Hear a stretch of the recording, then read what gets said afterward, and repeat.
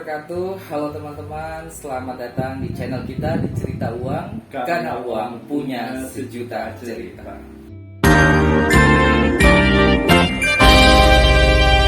Teman-teman, kali ini gue Hidayat, gue Aji. Kali ini kita akan ngobrol mengenai pindah kerja di usia 30-an. Kita akan ngobrol dengan partner gue Aji. Ya kebetulan sekali dia di usia 30-an ini dia udah pindah di karir yang dimana dia dibesarkan itu di perbankan kurang lebih belasan tahun. Nah sekarang itu dia sudah pindah ke dunia lebih tepatnya dunia news ya atau tulis menulis ya. Bisa dijelaskan? Alasan gue pindah ya yang pertama yaitu karena gue di perbankan sudah jenuh banget sih. Jujur gue rasa semua orang yang pernah bekerja di dunia kantoran pada titik tertentu dia akan merasa ada titik jenuh dan bingung mau ngapain nih. Ibaratnya tuh kayak ayam, kitanya udah gede tapi kandangnya itu nggak gede-gede, nggak nambah gede. Jadi kayak gitu. Yang pertama jenuh. Terus yang kedua itu ya gue pengen men-challenge, gue bisa nggak sih pindah haluan yang 180 derajat beda dengan apa yang sudah gue lakoni selama ini. Dari jenuh kemudian challenge ya. Nah tapi kan dari challenge ini ya Cia, dari challenge ini kan nggak serta-merta tiba-tiba lu pindah itu kan kayak 180 derajat ya. Nah itu gimana tuh ngakalinnya tuh? Yang pertama tentu saja gue punya soft landing. Ibaratnya tuh gue menyiapkan 3 hal ketika di usia yang sudah tidak muda, di 30 plus 30 something pindah haluan ke hal baru itu pastinya sesuatu yang udah nyaman di sini, kenapa gue harus pindah bareng masuk belantara baru lagi. Tapi gue menyiapkan 3 hal. Yang pertama adalah skenario finansial, yang kedua mental, yang ketiga adalah skill. Tiga-tiganya harus gue siapkan sebelum gue memulai ke tempat baru, karena ya memang 3 hal ini penting banget, saling berkaitan satu sama lain. Finansial gue sudah menyiapkan jauh-jauh hari, karena gue orang perbankan. Gue banyak belajar bagaimana mengatur keuangan supaya kita tetap stabil ketika kita pindah tangga. Oke, gue tidak menginspirasi kalian buat pindah kerjaan atau beralih haluan, tapi gue cuma pengen cerita aja bahwasanya ada satu hal yang gue selalu teringat-ingat, bahwasanya ketika gue memilih untuk memutuskan sesuatu yang baru, itu sebenarnya umur itu tidak membatasi. Karena usia berapapun, ketika lu besok pagi masih bangun pagi, lu masih sehat, gak ada alat-alat medis yang nempel di badan lu punya hak buat mengubah segalanya. Lu pengen jadi apapun ya itu hak lu, dan lu bisa achieve itu. Yang itu sih. Jadi ya mental, finansial, sama skill, tiga-tiganya harus gue siapkan jauh-jauh hari. Dan gak ujuk-ujuk gue pindah tangga. Ibaratnya tuh ketika gue pindah karir kan pindah tangga, nggak mulai dari bawah lagi, tapi ya geser ke tangga sebelah, tinggal naik lagi gitu. Oke, berarti gini ya, ketika lu bekerja di dunia perbankan, lu juga mengasah skill lu di bidang menulis ya. Oke, sekarang lu seorang blogger ya kan, seorang blogger. Kau boleh tahu blogger apa ya? Biar teman-teman bisa lihat nanti blogger. Gue suka nulis juga tentang tips keuangan, travel, macam-macam sih, lifestyle juga. Terus jadi editor juga. Ya ada pekerjaan di dunia media massa, bukan media massa ya, media news. Oke, berarti mirip nih ya, antara lu memang dunia keuangan gak jauh dari perbankan ya, berarti keuangan juga dong ya. Tinggal lu asal menulis lu aja nih ya kan. Jadi ya sambil lu bekerja sambil juga lu memperdalam untuk dunia menulis lu. Iya, karena gini, kalau di perbankan kan kita sebagai praktisi. Sementara kalau di dunia news itu kan kita sebagai pihak, 2 hal yang berbeda. Gue paham dengan dunia keuangan tapi belum tentu gue bisa nulis tentang keuangan. Begitu juga sebaliknya, ada orang yang bisa nulis keuangan tapi ketika prakteknya di perbankan atau di lembaga keuangan belum tentu dia bisa berjalan. Nah, gue tetap memilih sesuatu yang masih relate, nggak jauh-jauh, tapi ya memang dua hal ini bertolak belakang. Karena sebagai praktisi, sebagai jurnalis juga, itu 2 hal yang berbeda. Oke.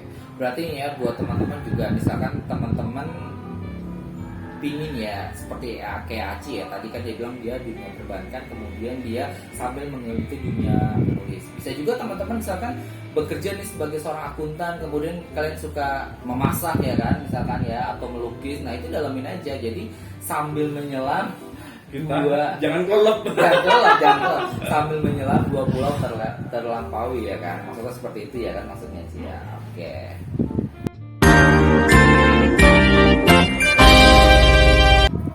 Oke, tadi kan kita udah berbicara nih Ci ya tentang kenapa lu memilih itu ya pindah di usia 30, pindah karir di usia 30-an. Nah, apa sih saran yang bisa lu kasih ini ke teman-teman ya kan, jika teman-teman yang merasa dia memiliki hal yang sama nih kayak lu gitu kan, bisa jelasin?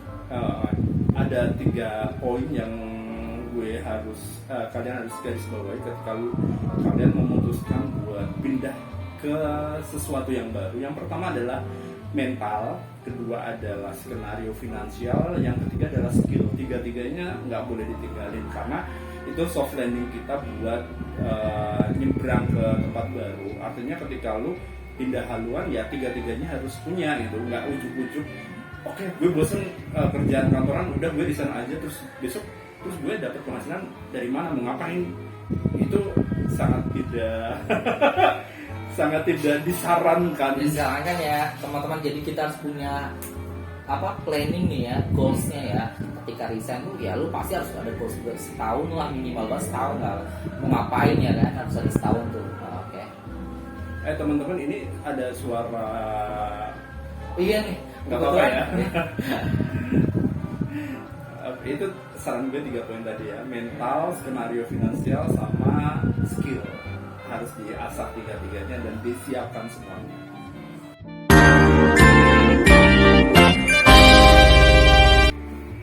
Kalau boleh tahu nih ya Cia, ada nggak sih hal yang menginspirasi lu sehingga lu berani nih ya, bisa dikatakan lu berani yo, lu berani untuk bisa terjun di mana di usia lu 30-an. Aduh sayang banget nih ya kan kalau di PIB 30-an kan dimana orang posisinya juga udah bukan mainan lagi ya kan, dan dia juga udah harus memikirkan ke depannya, udah nggak mikirin aduh gue mencelak sana mencelak sini ya kan. Nah apa sih yang memberikan inspirasi dari mana sih? Ada beberapa inspirasi yang gue suka baca juga. Yang pertama itu adalah konsep seperti American Dream, bahwasanya ketika umur itu bukan hambatan untuk mengubah sesuatu. Gue pernah baca berita salah satu wali kota di Amerika, gue lupa tepatnya di mana, kalian bisa googling lah. Dia mencalonkan diri untuk maju ke pemilu sebagai wali kota di suatu negara bagian, gue lupa di daerah mana. Bukan Washington DC ya kalau nggak salah waktu itu. Gue lupa. Gue pernah dengar kan. Ya, mungkin nanti bisa di googling sendiri nanti. Intinya dia umurnya itu berapa? 90-an, 92 kalau nggak salah. 92 kan, kalau di mindset orang Indonesia kan pada umumnya umur segitu udah lah lu mikir ibadah aja udah besok mau menghadap Tuhan. Itu kan sangat bertolak belakang dengan konsep kita sebagai orang timur ya. Buat gue tuh umur bukan masalah batasan untuk mengubah dan memulai sesuatu. Selama lu masih sehat, lu masih bisa punya skill dan sebagainya, lu berhak kok mengubah segalanya karena ini adalah hidup lu gitu. Terus ya konsep-konsep seperti itu terus gue men-challenge gue bisa nggak ya mengubah breakthrough ke dunia baru. Ya alhamdulillah sih gue bisa melewati itu semua. Oke, berarti dia inspirasinya dari tokoh-tokoh dunia ya. Salah satunya tadi wali kota Amerika Serikat, dan satu lagi ya ada tuh Presiden Amerika Joe Biden ya. Ya. Jadi memulai usia kan di 72 kalau nggak salah, maju dan menang. Dan berarti kan konsep kita dengan negara barat, kita ngambil sisi positifnya. Pasti setiap negara punya plus minusnya masing-masing. Tapi plusnya negara barat, Amerika khususnya, itu tidak membatasi umur loh. Bahkan di sana kalau yang kita tahu kan, kalau pramugari itu umur 50-60 juga jadi pramugari nggak masalah. Lain halnya kalau di Asia, khususnya Asia Tenggara, itu kan pramugari harus yang masih muda-muda dan sebagainya. Itu tidak menutup kemungkinan bahwasanya akan membatasi kita. Ya ibaratnya tuh buang semua batasan-batasan itu. Kita lebih baik berpikir yang terbaik buat kita lakukan.